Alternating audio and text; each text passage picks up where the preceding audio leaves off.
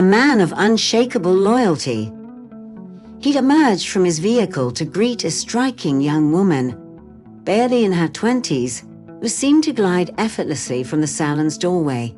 Radiating confidence from the artisan's skilled touch, she loftily presented her full, artificially enhanced lips to Mekar for a peck, then twirled happily, her giggles mingling with playful eye rolls. Vika, moving as though spellbound, withdrew a container of sour cream from her purse, approached the duo, and unflappably discharged the creamy substance onto the astounded girl's impeccable coiffure. Vika and Mekar studied at the same faculty at the university. Vika was slender and pretty, and Mekar was plain with a button nose. She was local. He came from a picturesque rural area. Usually Vika didn't pay attention to him, but she was intrigued by how the other girls seemed to be fascinated by Mekar, hanging on his every word and laugh. Even the locals brought him homemade treats. Vika could not understand what attracted them to him, and was convinced that she would never be able to love someone so aesthetically attractive. And yet, to her own surprise, she fell in love with him. Because Mekar was just a wonderful man, a witty, intelligent man with a soul who can play the guitar, and a voice reminiscent of a jazz singer. First of all, his charm was universal. In conversations with him, people quickly tuned into his wave. Men exchanged strong, friendly handshakes, and women cast burning glances at them. Mekar had chosen Vika, and she took pride in the attention he garnered from other women without a hint of envy. Confident as she was in his devotion and loyalty, they tied the knot during their 5th year together, initially setting up home with Vika's mother. 3 years on, Mekar's parents sold his grandmother's flat in their hometown and used the proceeds to secure him an apartment in their current city. Finally, they had a space just for themselves. Vika was overjoyed and soon expressed her desire to start a family. However, Mekar hesitated, confessing his unreadiness for fatherhood. He shared tales of his destitute upbringing, how he yearned for New Year's Eve, the one time he was certain of receiving candy, perhaps even a chocolate, in the festive gifts distributed at kindergarten and later school. His family always strapped for cash.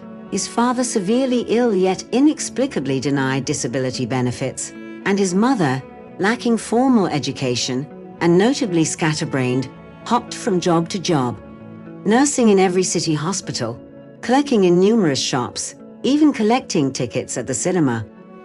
Mekar recalled the days of counting coins, not bills, and rationing a single loaf of bread over 3 days. He still shunned sweet tea, a taste never acquired since his mother declared sugar a toxin and refused to buy it. Thus, he was resolute that financial security was imperative before considering children. Vika saw things differently, aware of many couples who, despite meager means, lived joyously and raised children in love-filled homes. Nonetheless, she did not challenge his viewpoint, her love for him too profound to stir conflict. They were, after all, still youthful. As time went on, Mekar secured a respectable position in his field. With each passing year, his earnings improved, promotions followed, and their life together gradually found firmer footing. Mekar sold the apartment that his parents had purchased and acquired a larger one. He rose to prominence in the town and convinced Vika to resign from her job. He claimed to earn enough for both of them, suggesting that she should focus on managing the household and nurturing her beauty. Initially, Vika was delighted. Her job hadn't been as fortunate as her husband's. The team constantly bickered, and their boss always leered at her with moist lips. She resigned without a hint of regret. Initially, she delved into various beauty salons and fitness routines, but it quickly lost its charm. It simply wasn't her cup of tea.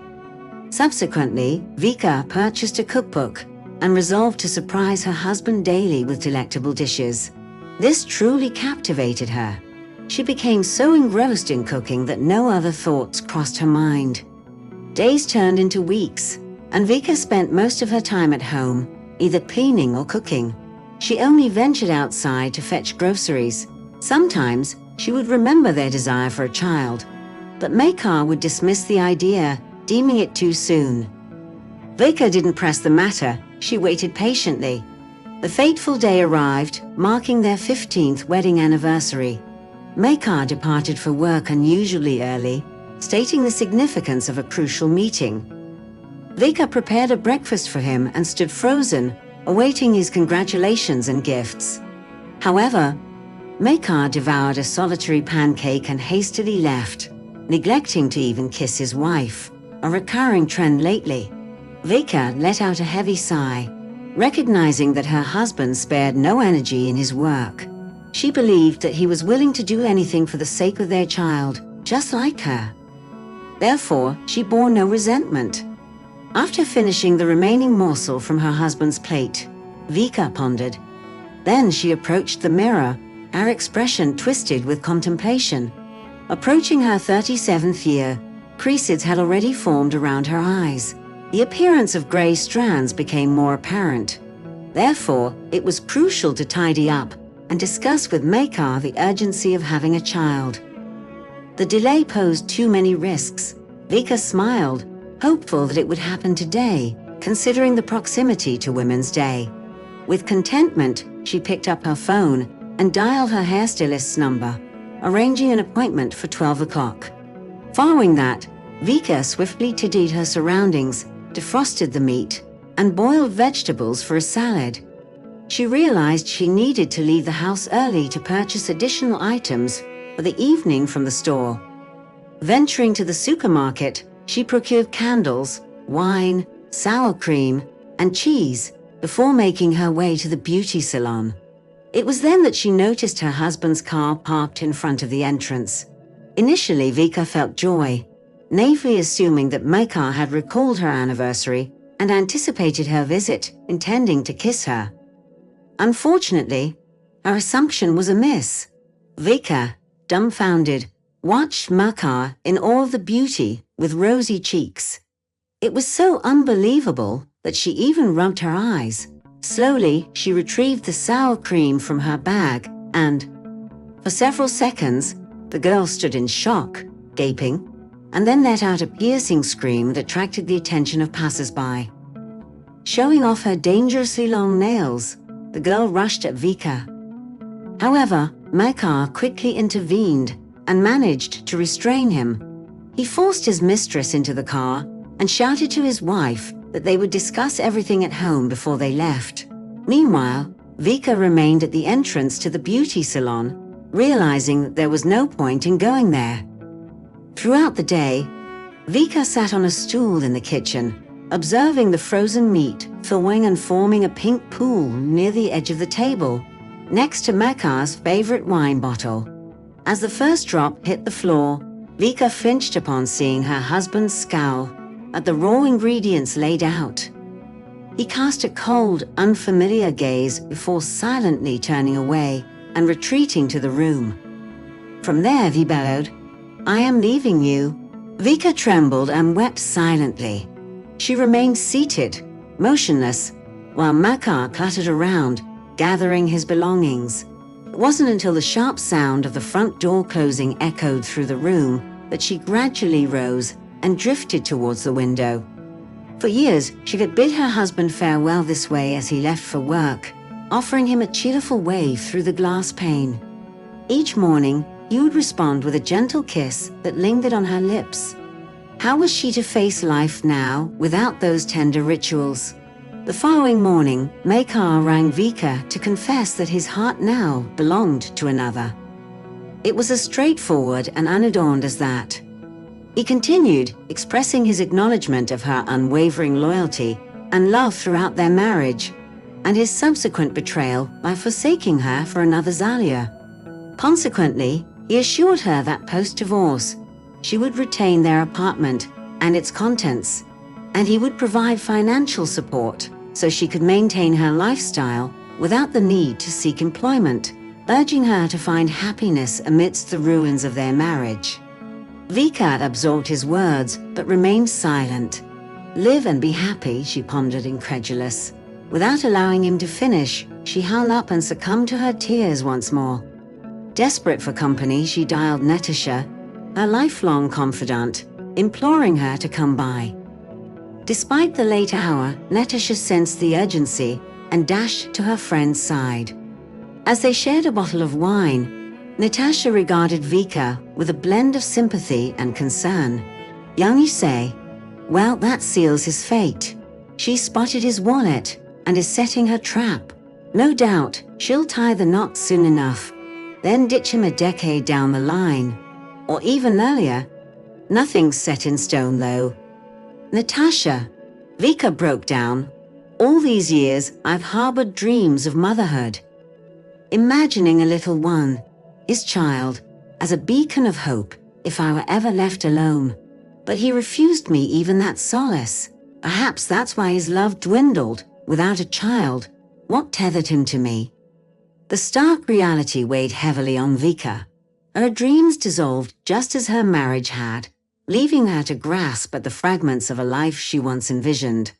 Absolutely, Natasha confirmed, her words interrupted by a hiccup. She quickly covered her mouth with her hand, then declared, I've figured it out. We need to spark some jealousy in him. That will do the trick. Jealousy. Vika responded with a puzzled expression. Me? Jealous of who? From none other than you, obviously, Natasha chuckled, lying back on the couch and feigning deep thought. Within moments, however, soft snores escaped her. Meanwhile, Vika lay awake, her mind wandering through memories of her once joyful days with Makar. A sudden noise startled her, yet her tension eased when she saw Natasha sneaking into the room. Still up, Natasha murmured slyly, barely containing her excitement as she blurted out, I've had a brilliant thought. There's this chap at work, Nikita. Yes, he's a tad younger by 3 years, but that just adds to the intrigue. Quite the catch, really handsome and recently divorced. His ex was unfaithful with his cousin, no less. Perfect for our plan. We'll pretend you need revenge for a cheating spouse. Not for real, but Makar won't know that. And when he sees you and Nikita together, he'll realize what he's missing. Men can be so territorial, you know, and your job. Just reel him in, maybe even to bed. He might end up leaving, but who knows? You might end up with a baby out of the deal.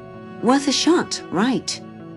Vika, though initially skeptical, couldn't help but envision a future where she shared a child with Makar. With a hesitant smile, she nodded in agreement. The following day dragged on with no word from Natasha. Vika thought perhaps her friend had reconsidered their wild scheme, feeling too awkward to bring it up again. However, just as the sun set, pounding erupted on Vika's door. The loud, unmistakable voice of Natasha reverberated through the hallway.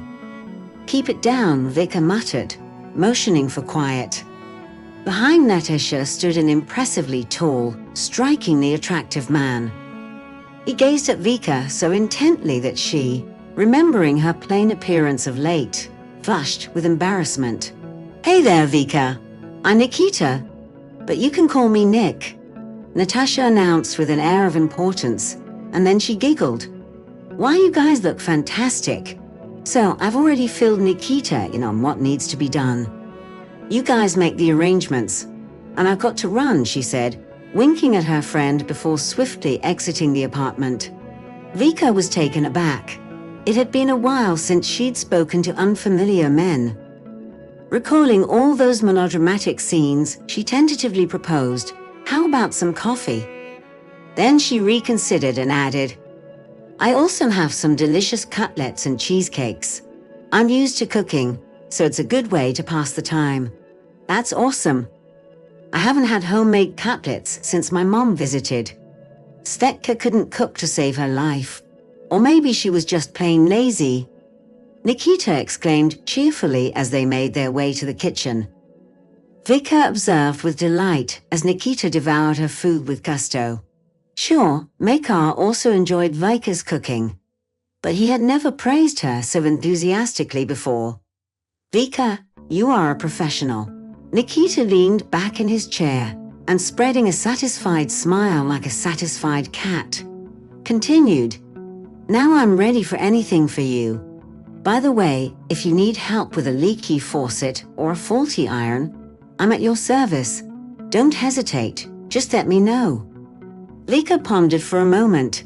Nikita was so laid back and cheerful that she wanted him to stay a little longer. And then she remembered her old faulty hairdryer. While Nikita was attempting to diagnose the issue, Vika opened up about her husband. Nikita listened quietly, but when she mentioned her husband's cruel words about trading her for someone more beautiful, he became incensed. What a jerk! What kind of beauty? Those artificial lips. Couldn't he see that you are the epitome of real beauty? Is he blind or something? Nikita exclaimed indignantly. Vika, rather than uttering a word, bowed her head and flushed with delight. It had been ages since Mekar had showered her with compliments, even in jest. She suddenly became aware that he hadn't been tender or considerate towards her in quite some time. Vika had brushed it off, figuring he was just swamped with work, or perhaps he'd swapped her for someone more youthful and attractive. She even toyed with the idea of whether she needed a child from him, but instantly chided herself. Of course I do. I adore Mekar, and then instructed Nikita on what to do. The following morning, Nikita, following Vika's request, contacted Mekar and told him that his Aunt Martha, who resided in India, had sent her nephew a bag of keepsakes and promised to pass it to him at a restaurant at 8 in the evening. Vika knew that Mekar's mother's sister, who had married and moved to India, was very fond of her nephew. Given that she had no offspring of her own, she frequently sent him intriguing parcels. Hence, Vika was confident that Mekar wouldn't miss this rendezvous. Vika arrived at the restaurant at 8:30. Nikita was already there, waiting by the entrance. As soon as he spotted her, perfectly made up, hairstyled immaculately, and wearing a simple dress that fit her like a glove, he was utterly taken aback. He gawked at Vika for a few moments, then squinted, as though confounded with pain, and remarked, "You look absolutely stunning. I can't fathom any man who doesn't appreciate the gem he has. An excellent homemaker, beautiful, and so kind-hearted and gentle. I'd give anything for such a treasure. I would never, ever exchange it for anyone." Vika didn't respond to him. She let out a deep sigh and proceeded into the hall. They settled at a table, ordered coffee, and awaited Mekar's arrival. He showed up right on the dot. With brisk strides, he entered the restaurant and immediately noticed the elegant Vika seated next to an unfamiliar man. The stranger had her hand in his, and Vika wore a satisfied smile. In that instant, Mekar completely forgot about the package. He beelined for the table where his wife sat, leaned on it, and through clenched teeth spat out, "I thought you were heartbroken. I left you everything, gave you money out of guilt, and you're already over me. How long has this been going on, dining out and all that? You can't just find a lover in a few days." Extending his hand to silence the bewildered Vika, he turned to Nikita with a bitter sneer. "What if I strip her of everything, like the apartment and the cash? Would she still be desirable to you, huh? We'll find out soon enough. And you?" He turned back to Vika. "I want you out of my apartment by tomorrow. It's in my mom's name, in case you didn't realize. So good riddance. See you in divorce court." With that, Mekar stormed off, leaving Vika gasping and looking around, petrified. This was definitely not how the evening was supposed to go. Nikita, recognizing that his presence had exacerbated the situation, tried to comfort Vika, but she shoved him away and, sobbing, dashed out. A few days went by. Throughout this period, Nikita tried reaching out to Vika, but she didn't pick up. He even went over to her place, but there was no answer. Deeply troubled and feeling remorseful, he was eager to see her again. He even approached Natasha, asking where her friend was currently staying, but Natasha informed him that Vika had explicitly forbidden her to disclose her new address, at least for the time being. So Natasha complied. Unable to find peace, Nikita spent several sleepless nights reflecting on this remarkable girl. It was nearing midnight when he, one more time, dialed Vika's number.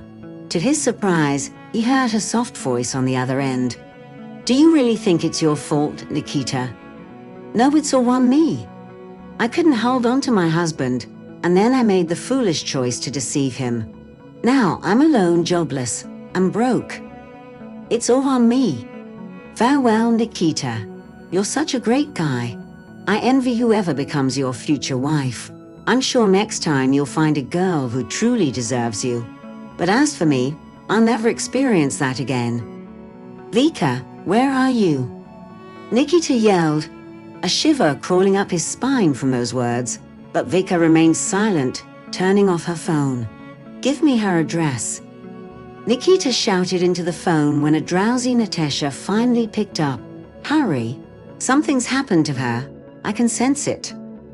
Nikita reached Vika's apartment in just an hour. He rang the doorbell, pounded on the ancient wooden door, but she didn't answer. Frustrated, he kicked the door open and rushed into the dimly lit bedroom. Vika lay motionless on the bed, discarded medicine wrappers scattered nearby. "I bet our little Demochka will say 'Mommy' as his first word." Vika smirked, her eyes squinting mischievously. Nikita chuckled and planted a playful kiss on her crinkled nose. Standing next to the crib, they gazed at their peacefully sleeping 3-month-old son. Suddenly, Vika's phone buzzed, and her smile vanished as she glanced at the screen. "Who is it?" Nikita grew anxious, but Vika remained tight-lipped, leaving the nursery. "What do you want?" she asked the caller in a hushed voice, her laughter tinged with nervousness. "Seriously? They kicked you out. Natashka was right. 10 years was more than enough for you. You know what, Makar? Go to your own place. I'm perfectly fine here. Believe it or not, I'm truly happy. Because by my side isn't you, but someone who is truly dear to me, a man who will never betray." Vika hung up and returned to the nursery, embracing her husband, who gazed at little Dima with overflowing love.